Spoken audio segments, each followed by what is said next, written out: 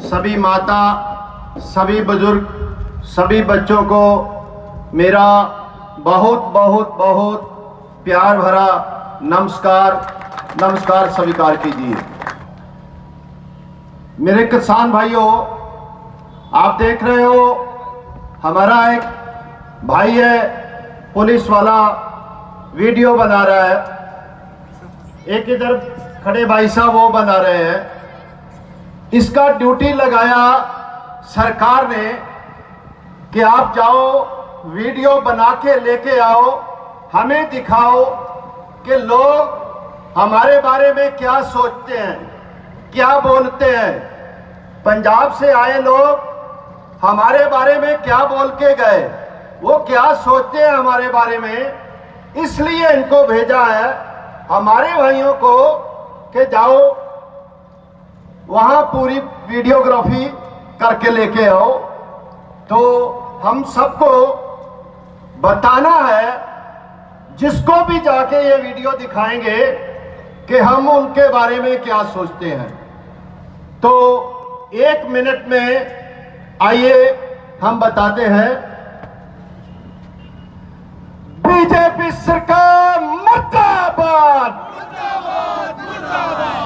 हमने आज से तकरीबन 25 साल पहले एक एक्सपेरिमेंट करना शुरू किया था पंजाब में कि सभी अलग अलग विचारधारा के जो संगठन है उनको एक साथ लेके कैसे चला जा सकता है। और हमने लंबे समय तक ये प्रैक्टिस पंजाब में चलाया। अलग अलग विचारधारा के संगठन थे जो उनको एक मुद्दे पर इकट्ठा किया, बाकी वो अपनी अपनी विचारधारा के अनुसार चलते रहे, लेकिन किसी एक मुद्दे पर वो सभी इकट्ठे होकर लड़ेंगे। मुद्दा क्या हो सकता था? कपास खराब हो गई, उसका मुआवजा चाहिए। बिजली पूरी नहीं मिल रही, बिजली पूरी चाहिए। पानी पूरा नहीं मिल रहा, पानी चाहिए। खाद पूरी नहीं मिल रही, खाद चाहिए। बीज माड़ा, दवाई माड़ी, कोई भी ऐसा इशू। तो हमने एक एक्सपेरिमेंट किया कि ये सभी इशू पर एक साथ पूरे संगठन एक साथ होकर लड़ेंगे। उसके बाद अपनी अपनी विचारधारा के अनुसार जिधर जी चाहता है चले जाएंगे। और हमने कामयाबी हासिल की। और ये फार्मूला जो हम लोग लंबे समय से दोहरा रहे थे, ये ही आज आपको दिल्ली में देखने को मिल रहा है। 25 ವರ್ಷಗಳ ಹಿಂದೆ ನಾವೊಂದು ಪ್ರಯತ್ನವನ್ನು ಮಾಡಿದೆವು। 1992 में जब आर्थर डंकल नाम का जो एक व्यक्ति था, उसने एक जो स्क्रिप्ट लिखी थी, भारत के हुक्मरानों ने डंकल के जो सिफारिश थी, जो कहा गया, भारत में लागू किया। तो हम लोग ये समझ गए थे कि आने वाले समय में ये हाकिमों से हमें एक जंग लड़नी पड़ेगी। तो ये सोचते हुए कि जब ये जंग हम लोगों के वक्त पर हमारे सर पर थोपी गई है, तो ये जंग हम लड़ेंगे। ये जंग हम अपने बच्चों के लिए छोड़ के नहीं जाएंगे, ये जंग हम खुद लड़ेंगे। और तब से इस जंग की हम लोगों ने तैयारी की। हम लोग ने पंजाब में कभी भी एक दिन का धरना नहीं दिया था। ऐसे जितने भी इशू थे जो अभी बताए, हम लोग वो लंबे उसके खिलाफ लड़ाई लड़ी। बिजली के खिलाफ हम लोगों ने पटियाला में लड़ाई लड़ी। तकरीबन 1 महीने तक हम लोग पटियाला में बैठे, वहीं खाना बनाया, वहीं रहना, धोना, नहाना सब वहीं चला। वहीं हमारे बच्चे आए, वो ट्यूशन पढ़ते थे वहीं। अगर हमारे कोई शादी होती थी तो हमारे वहां तकरीबन 3-4 शादियां वहां पर हुई, धरने में शादियां हुई। हमें अगर बच्चों से मिलना था तो बच्चे हमें धरने में आकर मिलते थे। हमारे जो रिश्ते तय होते थे वो भी धरने में रिश्ते भी तय होते थे। तो हम लोगों ने, जो आप इतना लंबा सोचते हो कैसे चला, इसका भी हम लोगों ने लंबे समय से एक एक्सपेरिमेंट कर रहे थे, जिसका नतीजा आज ये है। ये समझ चुके थे कि अब किसान होकर लड़ने से बात नहीं बनेगी, अब किसान फौज बनाकर लड़ना पड़ेगा। अब हम केवल किसान रह के लड़ेंगे तो बात नहीं बनेगी। आज से हमें लड़ना है तो किसान फौज बनाकर लड़ना पड़ेगा, जो आज हम लोग कर रहे हैं। तो आप कर्नाटक के किसानों और मजदूरों को भी आज ये बात समझ लेनी चाहिए। अगर आप जिंदा रहना चाहते हो, आप चाहते हो कि आपकी आने वाली नस्ल जिंदा रहे, तो एक फौजी की तरह लड़ने के लिए तैयार हो जाओ। आपको एक फौजी की तरह लड़ना पड़ेगा। उस लड़ने के लिए आप तैयारी करो, वो लड़ने की आप सीख लो कि कैसे वो लड़ना है। हमने वो ही सीख ली और वही सीख आज हमें दिल्ली के बॉर्डर पर काम आ रही है। तो मैं आपसे एक तो पहली विनती ये करूंगा कर्नाटक के किसानों और मजदूरों से कि आज से लेकर आप एक बात जरूर सोचो कि अगर हमें आपको अपने बच्चों को बचाना है, अपने बच्चों को जिंदा रखना है, खुद जिंदा रहना है, कर्नाटक को जिंदा रखना है, अपनी विरासत को जिंदा रखना है, खेती को जिंदा रखना है, तो एक दिन के धरने धुरने से अब बात नहीं बनने वाली। अब एक दिन से धरने से बात नहीं बनने वाली। आपको लंबे युद्ध की तैयारी करनी पड़ेगी। हर डिमांड पर लंबा युद्ध लड़ना पड़ेगा, क्योंकि जैसे दुश्मन की स्ट्रेटजी बदलता है वैसे हमें भी स्ट्रेटजी बदलनी पड़ेगी।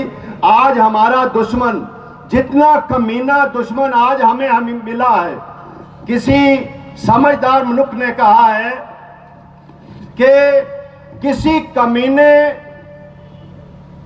जो दुश्मन है, जो कमीना दुश्मन है, वो बदकिस्मती से मिलता है। किसी को भी जो कमीना दुश्मन है, वो जो बहुत बदकिस्मत होगा, वो कमीना दोस्त उसको मिलता है, बजाय के किसी को कमीना दोस्त मिल जाए। आप सब जानते हो किसान और मजदूर अच्छी जिंदगी कभी जीता नहीं है। अच्छी जिंदगी किसको कहते हैं? किसान ने कभी, मजदूर ने वो देखी तक नहीं है कि अच्छी जिंदगी किसको कहते हैं। तो हमें हर बार लड़ना पड़ा। किस लिए लड़ना पड़ा? कि हमें अच्छी जिंदगी मिले, हम अच्छी जिंदगी जी सके, हमारे बच्चे अच्छी जिंदगी जी सके। हमें इसलिए लड़ना पड़ा। हम लड़ रहे थे, हम लड़ते रहेंगे। हम लड़ना जानते थे और लड़ना चाहते थे।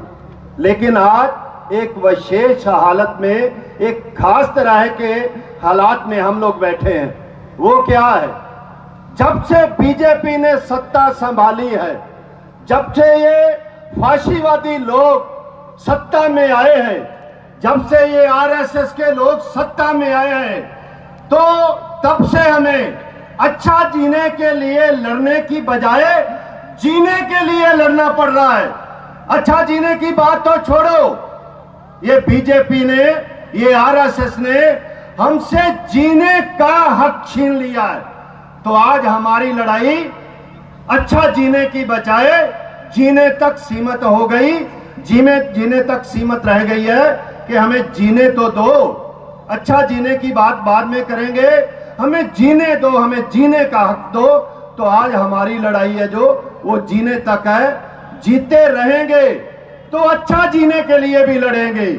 अगर जीते नहीं रहेंगे तो अच्छा जीने के लिए कौन लड़ेगा? सो आइए, सबसे पहले जीने के लिए लड़ो, ये बहुत जरूरी है। अच्छा जीने के लिए फिर लड़ेंगे अगर जिंदा रहेंगे तो। हमारी समस्याएं सबकी एक जैसी हैं, थोड़ा 19-21 का फर्क पड़ सकता है। किसान और मजदूर की समस्या हर जगह एक जैसी है। हमारी पंजाब की समस्या क्या है? हमारी पंजाब की समस्या कर्ज है, जो सब लोगों पर बहुत भारी कर्ज है, वहां पर भी है।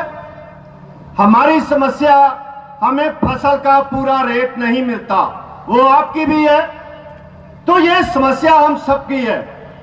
ये समस्या आई कहां से?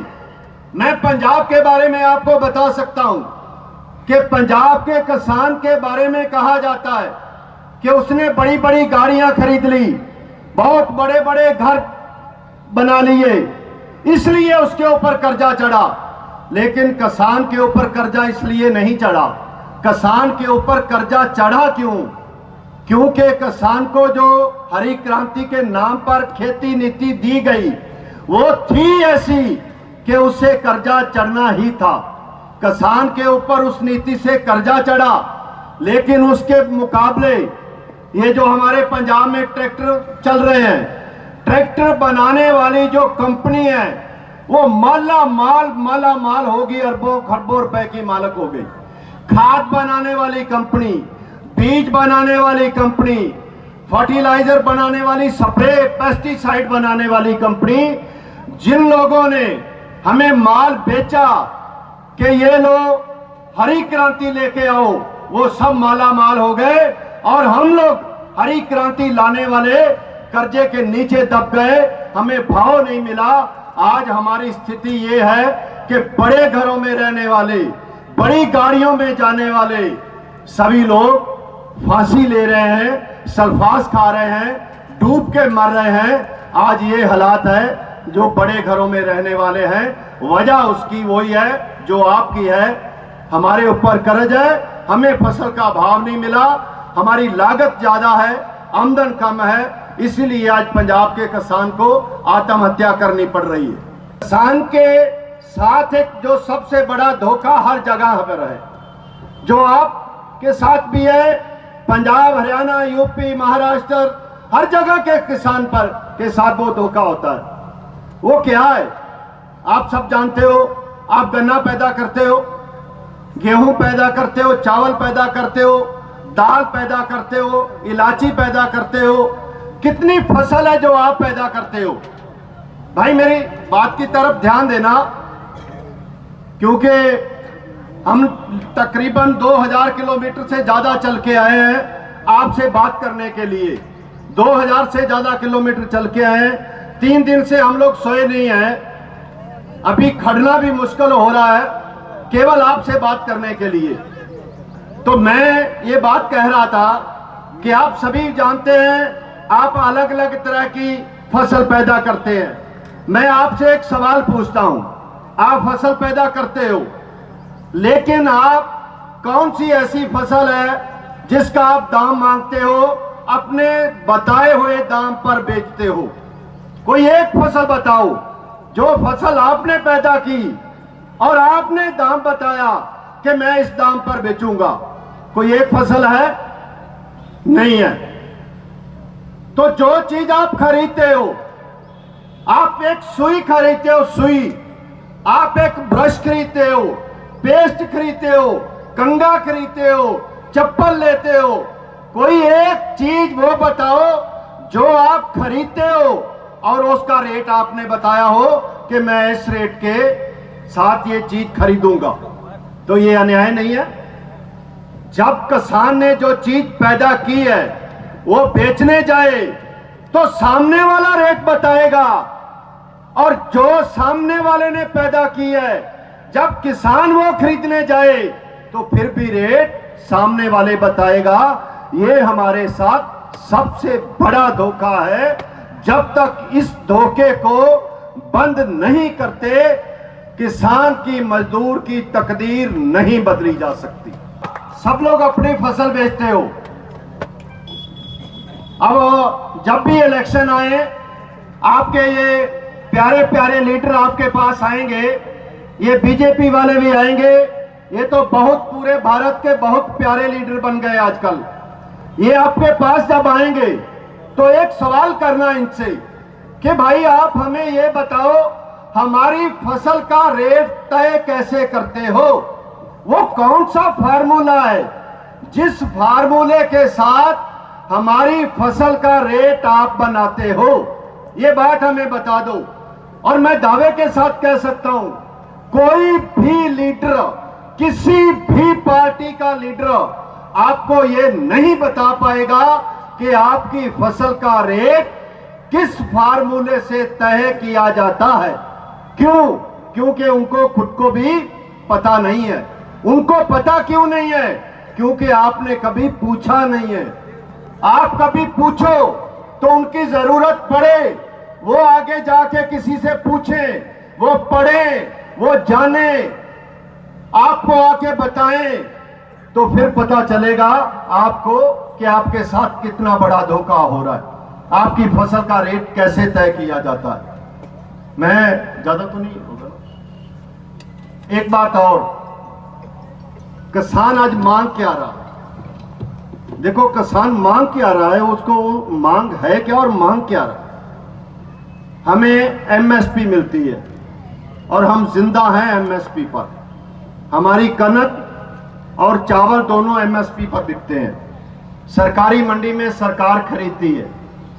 सरकार ने उसको बंद करना चाहा, नहीं करने दिया। हिम्मत नहीं है बंद करे, नहीं बंद करने देंगे।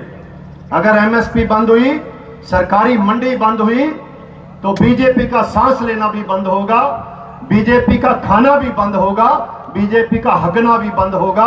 अगर एमएसपी बंद है, मंडी बंद है, तो सब बंद है, नहीं बंद करने देंगे। लेकिन हम लोग जिंदा हैं एमएसपी पर। एमएसपी मांग रहे हैं दूसरे स्टेट के किसान। क्या है एमएसपी? मिनिमम, कम से कम स्पॉट प्राइस, सहारा देने वाला रेट, कम से कम वो रेट जो किसान को सहारा दे सके, यानी कि किसान को जिंदा रख सके, कि किसान मर ना जाए। अगर किसान मर गया तो खेतों में काम कौन करेगा, फसल कौन पैदा करेगा, ये लोग खाएंगे कहां से?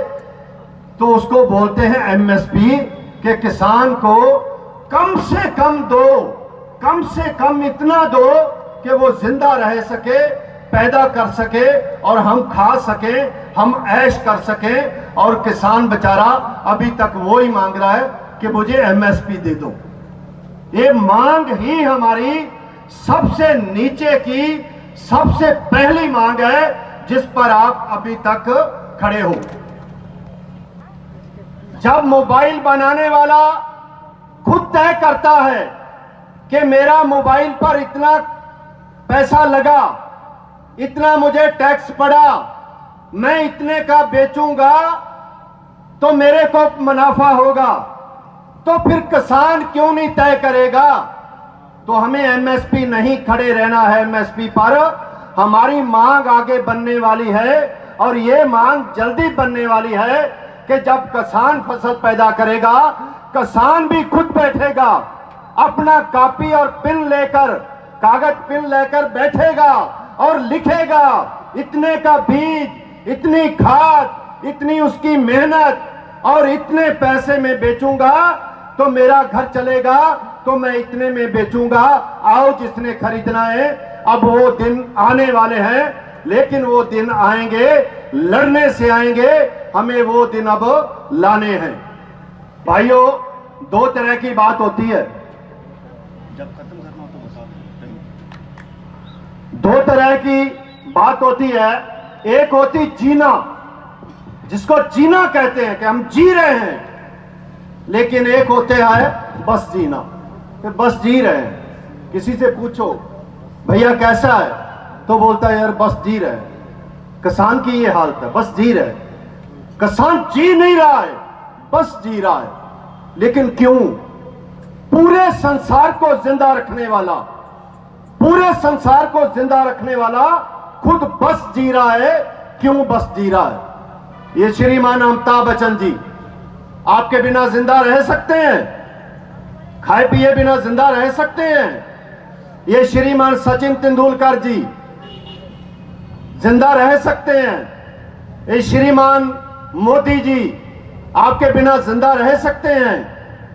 ये श्रीमान अदानी अंबानी जी आपके बिना जिंदा रह सकते हैं? जो आपके बिना जिंदा नहीं रह सकते, वो जीवन जी रहे हैं, खुशियों से जीवन जी रहे हैं। तकरीबन 10 लाख के कप में चाय पीती है उसके पत्नी, और लाखों रुपए की एक समय तक चाय पीती है, और किसान का बेटा केवल 10,000 की दवाई के बगैर मर जाता है। तो मैं आपसे अपील करता हूं, आपने औलाद पैदा की है सबने, जिनकी शादी नहीं हुई, जल्दी होगी, आप भी औलाद पैदा करो। हम लोग जी नहीं सके, बस जिए हैं। तो आप क्या चाहते हो कि आपकी औलाद भी बस जिए, या आपकी औलाद को जीने का हक है? ये आपको तय करना है। अगर आप चाहते हो कि आपकी औलाद भी बस आपकी तरह जी के निकल जाए, तो फिर कुछ करने की लोड़ नहीं है, आराम से बैठो। लेकिन अगर चाहते हो कि आपकी औलाद का जो जीने का हक है वो उसको मिले, वो जी के जाए संसार से, वो जिए, जिसको जीवन कहते हैं, जिसको जीना कहते हैं, तो आइए मैदान में आइए। हम मरेंगे, हम कोरोना से नहीं मरेंगे। अगर मरना भी हुआ तो लड़के मरे हैं, कोरोना से नहीं मरेंगे। हम लोग लड़के मरेंगे और अपने खुद के लिए, अपने बच्चों के लिए, अपने कर्नाटक के लिए, अपने भारत के लिए लड़ेंगे, और अपने भारत के लिए, अपने कर्नाटक के लिए, अपने बच्चों के लिए लड़कर मरेंगे। उनकी जिंदगी को जीने के काबिल बनाएंगे। ये हम बना सकते हैं। मैं आपसे वादा करता हूं, ये हम बना सकते हैं। तो ये करना पड़ेगा। आपको एक सवाल करना पड़ेगा ये सभी लोगों से जो आपके साथ वादा करेंगे कि जब उनकी सरकार आएगी तो किसान की हालात बदल देंगे, किसान का हालात बहुत अच्छा कर देंगे। जो भी वादा करेगा, मैं आपसे कहना चाहता हूं, एक सवाल जरूर करो। वो सवाल क्या है? अदानी, अंबानी, बिरला, टाटा, मित्तल, ये जो सभी बड़े लोग हैं, इन लोगों ने जो दौलत इकट्ठा कर रखी है, वो दौलत इन लोगों से छीन कर वो दौलत पैदा करने वाले आप जैसे किसान और मजदूर उनको वापस दिलाओगे? पूछो, वापस दिलाओगे? इसका जवाब नहीं देंगे कि नहीं, ये नहीं हो सकता, इसकी कानून इजाजत नहीं देता। मतलब कि चोरी करने की इजाजत कानून देता है, क्योंकि मेहनत के बिना पैसा नहीं बन सकता। मेहनत एक दिन में 24 घंटे से ज्यादा नहीं की जा सकती। तो फिर अदानी साहब 1 घंटे में 90 करोड़ रुपया कहां से कमा लेते हैं? कहा जाता है अदानी की जेब से 2000 रुपया गिर जाए, वो नीचे झुककर 2000 रुपया पकड़े, इतनी देर में उनके अकाउंट में 42 लाख रुपया जमा हो जाता है। 42 लाख रुपया वो किसका है? वो आपका है। तो क्या वो रुपया आपको वापस देंगे? आगे से क्या ऐसा नियम बनेगा कि अदानी, अंबानी हर घंटे 90 करोड़ रुपया नहीं कमाएंगे? क्योंकि जो रुपया आ रहा है वो नहीं कमाएंगे तो वो पैसा ही आपको मिलेगा, और पैसा कोई आपको मिलने वाला नहीं है। पैसा वो ही बनना है। जो पैसा भी उधर जा रहा है तो उधर जाने से पैसे को रोकना है। तो ये सवाल एक आपका जरूर बनता है, जो भी पार्टी आए उसको एक सवाल जरूर करो कि क्यों अदानी की जेब में 90 करोड़ हर घंटे क्यों जा रहा है? मेरा बापूजी 200 की दवाई के बिना घर में बीमार क्यों पड़ा है? अगर ये किस्मत का लिखा हुआ है तो मैं इसको मानने को तैयार नहीं हूं। अगर ये भगवान ने लिखा है तो मैं इसको मानने के लिए तैयार नहीं हूं, क्योंकि भगवान ऐसा अन्याय नहीं कर सकता। जब भगवान ने पैदा सबको किया है तो एक की किस्मत में हर घंटे में 90 करोड़ रुपए, और दूसरे की 10 पीढ़ियों में भी 90 लाख भी नहीं। ये अन्याय है। ये अन्याय भगवान ने नहीं किया, ये अन्याय इन लोगों ने किया है जो लोग बार बार वोट लेने आते हैं। तो इसकी बात सवाल इनसे कीजिए कि इस अन्याय का क्या सलूशन है आपके पास। अब आपको भी वो करना पड़ेगा जो हम लोगों ने किया।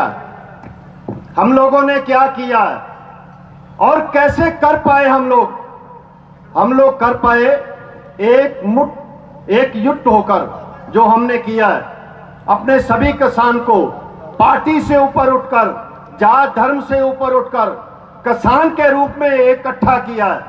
हम लोग आज कौन सा नया एक्सपेरिमेंट कर रहे हैं? हमारा किसान आज बिजली का बिल पे नहीं कर रहा है, नहीं दे रहा बिजली का बिल। तो कुछ सियाने लोग हैं जो कहते हैं आप बुरा कर रहे हो, आप चोरी कर रहे हो, बिजली की बिल नहीं दे रहे, बिजली की चोरी कर रहे हो। ये नहीं करना चाहिए, ये बेईमानी है। लेकिन हम उसका जवाब देते हैं, हम चोरी नहीं कर रहे। पिछले 72 साल से इस सरकारों ने मेरी फसल का पूरा रेट मेरे को नहीं दिया, मेरी फसल का रेट मेरे को नहीं मिला है। वो ये लोग खा गए। एक टेबल पर आओ, बैठते हैं, हिसाब करते हैं। आप हिसाब करो कि 72 साल का मेरी फसल का कितना रेट बनता था, कितना मेरे को दिया, मेरा आपके ऊपर अभी कितना बैलेंस पड़ा हुआ है, उसमें से बिजली का बिल काट लो। अगर बढ़ता है तो लाओ मुझे दो, अगर कम पड़ेगा तो मैं दे दूंगा। तो हिसाब करो, बिजली का बिल तब तक नहीं दूंगा जब तक हमारा हिसाब क्लियर नहीं होता। 72 साल से रेट नहीं मिला, तो अब बिजली का बिल तब देंगे जब आप हमें हमारी फसल का रेट दोगे। आपके किसानों के साथ वादा किया कि हम आपकी कर्जे के बदले में 1 इंच भी जमीन नहीं जाने देंगे। किसी बैंक को, किसी शाहूकार को आपकी जमीन नीलाम नहीं करने देंगे। हमने ये वादा कर लिया पंजाब के किसानों से। अब ये वादा पूरा करना था, तो हमने ये वादा पूरा कैसे किया? हमने अपने तकरीबन 7 किसान शहीद करवाए इसी बात पे। जमीन की राखी करने के लिए, जमीन को शाहूकार से, बैंक से, नीलामी से बचाने के लिए हमने 7 किसानों की शहादत दी और पंजाब के लोगों से किया हुआ वादा पूरा किया। आज पंजाब में कर्जे के बदले में कहीं कोई 1 इंच जमीन भी उसकी नीलामी या कुर्की करने के बारे में सोच भी नहीं सकता। कोई अदालत नीलामी या कुर्की का ऑर्डर तक नहीं करती, कोई इसके बारे में सोच भी नहीं सकता, क्योंकि हमने जो वादा किया था वो पूरा करना था। और पूरा को कैसे किया? 7 किसानों की शहादत से जो हमने फैसला लिखा, जो हमने फैसला लिखा कागज पे, अदालत के फैसले के ऊपर जो फैसला लिखा वो उन 7 किसानों के खून से लिखा हुआ था, जिसको इस संसार की कोई भी और स्याही मिटा नहीं सकती थी। तो वो फैसला हमारा अटल हुआ और आज पंजाब के किसानों की जमीन बच रही है। हमारे पंजाब के किसान जो नहीं दे सकता, वो आज कर्जा नहीं दे रहा है, कोई डर नहीं रहा है, भाग नहीं रहा है। बैंक वाले को बैंक में जाके कह रहा है कि आज के बाद मेरे घर में फोन नहीं करोगे, मेरे घर में तुम नहीं आओगे, मुझे चिट्ठी नहीं डालोगे। क्यों? क्योंकि मेरे पास देने के लिए पैसे नहीं हैं। तो बैंक से लिए क्यों थे? लिए थे बैंक से, तो बैंक के पास पैसे कहां से आए थे? किसान काम करता है, पैसे कमाता है, किसान के पास पैसे नहीं है। बैंक इतने पैसे किसान को धड़ाधड़ दे रहा है, जब मांगता है तभी 10 मिनट में दे देता है। तो बैंक के पास पैसे कहां से आते हैं भाई? इसका जवाब दो। तो बैंक के पास जो पैसे हैं वो मेरे हैं। असल में जो रेट था मेरे को देना चाहिए था, वो तुम लोगों ने रेट कह के नहीं दिया, वही मेरा पैसा तुमने कर्जा कहकर दे दिया। सो वो तो भाई हिसाब का रौला है। मेरे साथ बैठो, हिसाब करते हैं कि वो कर्जा था या मेरा फसल का रेट था। मुझे लगता है वो तो मेरी फसल का रेट था, कर्जा तो था ही नहीं, तो मैं दूंगा किस लिए? सो आज के बाद कभी मांगने नहीं आना। और बैंक की, किसी पुलिस वाले की, किसी कोर्ट की हिम्मत नहीं है कि दोबारा जो गांव का किसान यूनियन का प्रधान है उसको पूछे बिना उसके गांव में आ जाए, हिम्मत नहीं है। अगर वो आएगा, सुबह आएगा तो सुबह वापस नहीं जाएगा, वो हो सकता है शाम को जाए, वो भी अगर प्रधान जी की इरादा हुआ तो शाम को जाएगा, नहीं तो अगले दिन शाम को जाएगा और खाना भी घर से मंगवा कर खाएगा, पंखा भी घर से मंगवा कर चलवाएगा, पानी भी घर से मंगवा कर पिएगा। ये सजा देने का हक आज हमने अपने आप को खुद दिया है, हमें हक किसी ने नहीं दिया। जो अन्याय करता है उसको सजा देने का हक हमने खुद अपने आप को दिया है। जिसके बाद पंजाब में खुदकशी का जो रेट था वो आधे से भी कम हुआ, क्योंकि आज किसान कर्जे से नहीं डरता है। उसको पता है कि अगर मैं नहीं दे पाऊंगा तो ये बैंक मेरा कुछ नहीं कर पाएगी, अगर मैं बिल बिजली का नहीं दे पाऊंगा तो बैंक, ये बिजली बोर्ड मेरा कुछ नहीं कर पाएगा। तो किसान का जो खुदकशी का फिक्र है वो पहले से आधा होना शुरू हो गया। तो हमारे साथियों ने बात को खत्म करने के लिए बोल दिया है। मैं केवल 5 भाई मेरे, जो सबसे बड़ी बात हमारे साथ एक जो धोखा और हुआ है वो ये था, हमें चाहिए क्या, कौन बताएगा? आप बताओगे ना आपको क्या चाहिए। लेकिन आज तक क्या हुआ है? आज तक हुआ है कोई बाहर से आएगा, वोट लेने के लिए आएगा, आपका लीडर बनकर आएगा और वो आपको आकर बताएगा कि आपको क्या चाहिए, और फिर बोलेगा कि आपको ये चाहिए, आप मेरे से ये मांगो मैं आपको दूंगा। ये बात गलत है। मांगना चीज हमें चाहिए तो हम फैसला करेंगे कि हमें क्या चाहिए। हमने पंजाब में ये कर लिया।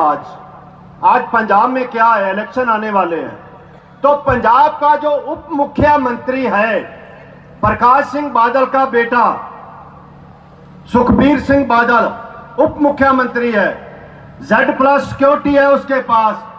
लेकिन हमारा किसान जो एक साधारण किसान है वो भी सुखबीर बादल को वहां से पकड़कर रोकता है और सवाल पूछता है कि आज तू नहीं बताएगा मुझे क्या चाहिए, आज मैं बताता हूं मुझे क्या चाहिए, आज तू बता कि मुझे जो चाहिए कैसे मेरे को देगा।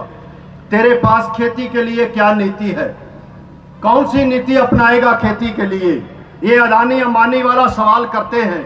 आज पूरे पंजाब में किसी भी MLA MP को गांव में अगर जाना होता है तो सबसे पहले गांव के किसान लीडर से पूछना पड़ता है कि साहब जी मैं आपके गांव में आऊं, मैंने वोट मांगना है, मैं आके वोट मांगूं? अगर किसान लीडर बोलेगा हाँ तो वो लीडर आएगा, नहीं तो नहीं आएगा। बेशक वो अभी सत्ता में है, कांग्रेस अभी सत्ता में है, कांग्रेस के उम्मीदवार भी किसान के पूछे बगैर गांव में घुस नहीं सकते, शहर में घुस नहीं सकते, रैली नहीं कर सकते, मीटिंग नहीं कर सकते। ये किसान की ताकत है जो हमने हासिल की है। यही ताकत कर्नाटक के किसान मजदूर भी हासिल कर सकता है, और बात बनेगी तब जब ये ताकत आप हासिल कर लोगे। मैं बस लास्ट बात आपसे कहना चाहता हूं, देखो जो भी पैदा हुआ है उसको जाना मरना जरूर है, कोई भी सदा के लिए नहीं आया, जाना है। हमने जो औलाद पैदा की है उसकी जिम्मेवारी हमारी बनती है, उसकी जिम्मेवारी है कि हम उसको अच्छा जीवन दे पाए। उसको अच्छा जीवन देने के लिए हमने दिन पर और रात को भी काम किया, पूरा मेहनत की। मेहनत करने के बाद भी हम अपने बच्चों को अच्छा जीवन नहीं दे पा रहे। तो एक बात बताओ, इसमें उनका कोई दोष है? बच्चों का कोई दोष है हम उसको अच्छा जीवन नहीं दे पा रहे? उनका तो हक है ना जीने का, लेकिन हम उनको अच्छा जीवन नहीं दे पा रहे। क्यों नहीं दे पा रहे? क्योंकि हम लड़ने से डरते हैं, लड़ने से डरते हैं। हमारा यही डर हमारे बच्चों पर इतना भारी पड़ रहा है कि जो एक जिंदगी उनको मिली है, जिंदगी बार बार नहीं मिलती, एक जिंदगी मिली है, वो एक जिंदगी भी नरक में निकाल के जाएंगे, वो एक जिंदगी भी जी के नहीं जाएंगे। वो हमारे डर की वजह से कि हम लड़ने से डरते हैं। सो लड़ने से मत डरो। अगर अपनी औलाद को खुश देखना चाहते हो, अगर चाहते हो कि आपकी औलाद आपको उलांबा नहीं दे, आपको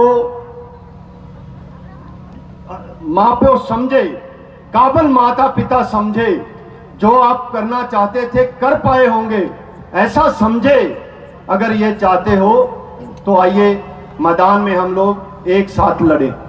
हम पंजाब से आपके साथ वादा कर सकते हैं।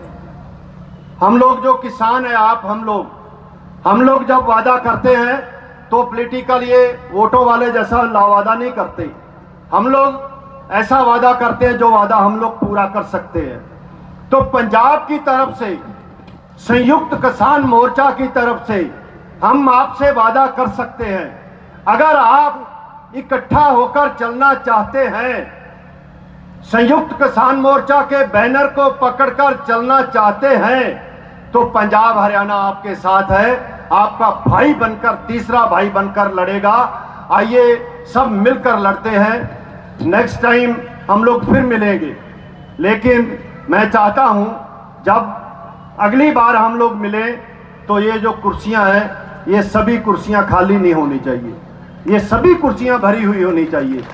ये आप कर सकते हो, ये आप कर सकते हो, कर सकते हो आप, लेकिन कर सकते हो जब आपने लड़ने की ठान ली। लड़ाई ही जिंदगी है, लड़ाई से ही जिंदगी मिलती है। बेशक लड़ने के दौरान आप मारे भी जाओ तो भी वो भी जिंदगी है। अगर मरने के बाद, जैसे भगत सिंह आज जिंदा है, तो वो मरने के बाद भी जिंदगी है। इसलिए मेरे भाई, लड़ने से मत डरो, आओ मैदान में एक साथ होकर लड़ते हैं और अपनी आने वाली जो नस्ल है उसके भविष्य को सुनहरी बनाते हैं और इंसान की तरह जीकर इस संसार से जाएंगे। जाते समय हमारे दिल में मलाल नहीं होगा कि जिंदगी ऐसे चली गई। आप सब ने मेरे को इतना सुना, बहुत बहुत धन्यवाद। 1 घंटा मेरे को झेला, बहुत बहुत धन्यवाद। ಇವತ್ತು ನಮಗೆ ಬೇಕಾಗಿರೋದೇನು, ನಮಗೆ ಬೇಕಾಗಿರೋದು ಏನು ಅಂತೇಳಿ ನಾವು ಡಿಸೈಡ್ ಮಾಡೋದಿಲ್ಲ. ನಮ್ಮ ಹತ್ರ ಬಂದು ವೋಟ್ ಕೇಳಿ